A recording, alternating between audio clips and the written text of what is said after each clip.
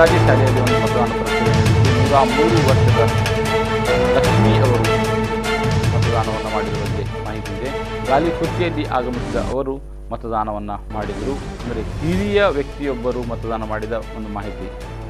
103 ವರ್ಷದ ಲಕ್ಷ್ಮಿ, ಇದು ಬಂಟ್ವಾಳದ ಪೆರಾಜೆ ಶಾಲೆಯಲ್ಲಿ ಇವರು ಮತದಾನವನ್ನು ಮಾಡಿದ್ದಾರೆ.